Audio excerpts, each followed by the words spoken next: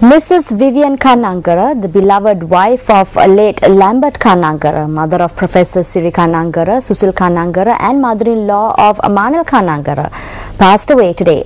The name Kannangara is closely associated with free education in Sri Lanka. This priceless gift to the children of this country was granted by politician Par Excellence C.W.W. Kannangara. It created a generation of teachers to whom money meant nothing and imparting knowledge meant everything. Late Vivian Kannangara was one such teacher. Vivian Kannangara, who was born in the year 1916, was known in Bandaragama as Kannangara Hamine. She served for a period of 30 years at the Vidyaloka Junior School in Brahmukkana. Our father brought us up with very strict rules. He didn't let us live anywhere else. We went to school from our house. After getting married, I was at my husband's house with their relatives. Then later I had to be here with my children. During the latter part of her life, she was residing with her son, specialist Dr. Professor Siri Kannangara in Australia. Susil Kannangara is her other son. The cottage will lie in New South Wales, Australia, and the cremation will take place on the 16th. A petition was filed seeking a declaration from the District Court of Colombo that the government directors of Hotel Developers Lanka PLC are personally liable for the losses and debts to the government of over 7,000 million rupees. The petition, which was filed by public interest activist Nihal Sri Amarasekar, points out that since these debts are due to the government, the offence is of a far graver nature since it involves public funds. Amarasekar in his petition said that there were several contraventions of the provisions of the Companies Act by these government directors. Therefore, Amarasekar sought a declaration from the District Court of Colombo that the directors are personally liable for the losses and debts to the government in accordance with the provisions of the Companies Act No. 7 of 2007. The petition also calls for a declaration that these directors are not fit and proper persons to hold office.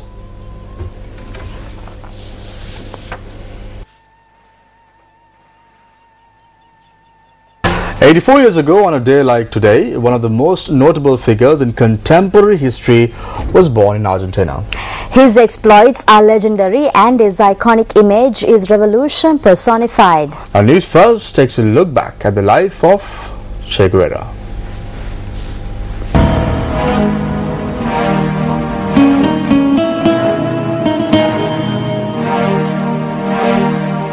Ernesto Che Guevara, commonly known as El Che or simply Che, was an Argentine Marxist revolutionist, physician, author, intellectual, guerrilla leader, diplomat and military theorist. His stylized visage has become a ubiquitous countercultural symbol of rebellion and global insignia within popular culture. He was well known across Latin America for his views and ideas, and after leaving Mexico City, he met with Raul and Fidel Castro and joined their 26th of July movement and sailed to Cuba with the intention of overthrowing the US-backed Cuban dictator Fulgencio Batista. He soon rose to prominence amongst the insurgents and was promoted to second in command and played a pivotal role in the victorious two-year guerrilla campaign that deposed the Batista regime.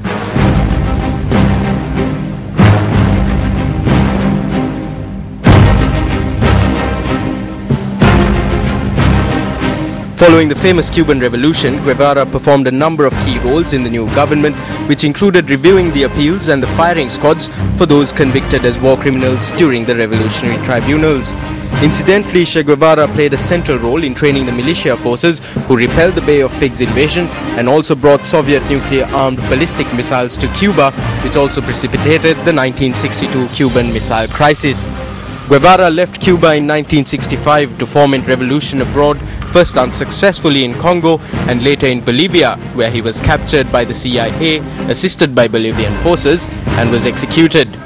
Guevara still remains both a revered and reviled historical figure, polarized in the collective imagination in a multitude of biographies, memoirs, essays, documentaries, songs, and even films.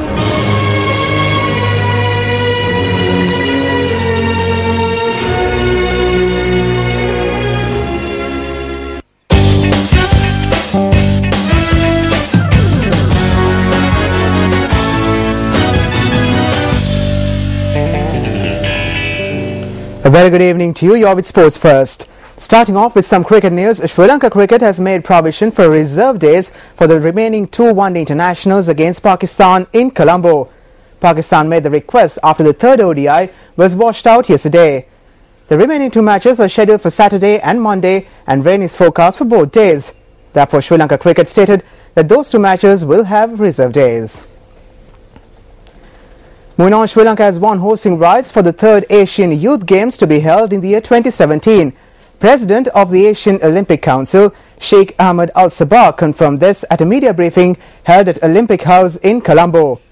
Minister of Sports Mahindananda Alutgamage stated at the media briefing that around $300 million is expected to be spent for the Games. Our very special distinguished guests from Kuwait.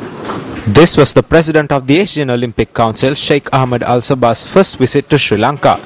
The President stated that the 2017 Asian Youth Games will be held centering the Hambantota Sports Village. 45 countries will compete in 12 different games at the event. Subsequent to the media briefing, we caught up with Sheikh Ahmed Al-Sabah. Starting off, so tell me now, your visit to the country is very significant at a very critical juncture.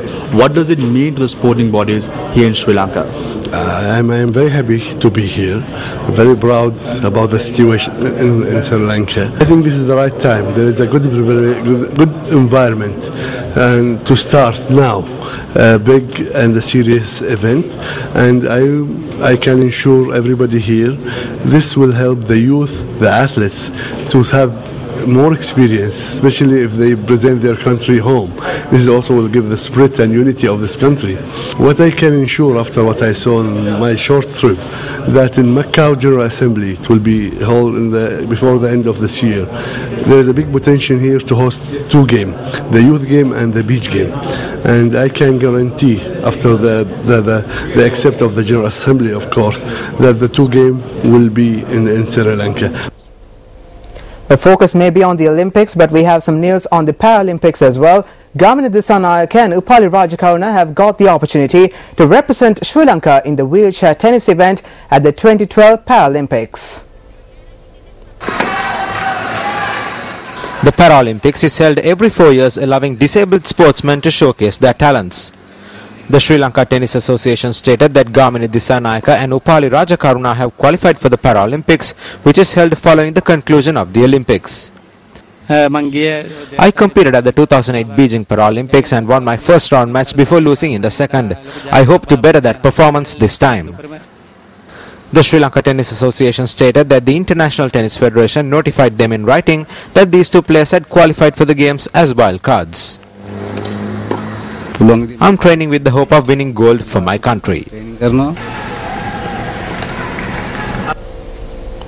And some school rugby action. Science College Mount Lavinia beats St. Joseph's College Colombo 42 points to 31 in their inter-school 8 Division League rugby match at the CRNFC grounds today.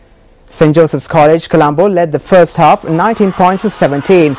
However, Science College staged a spirited comeback to score 25 more points in the second half, while the Josephians managed only 12. Thereby, Science College won the match 42 points to 31.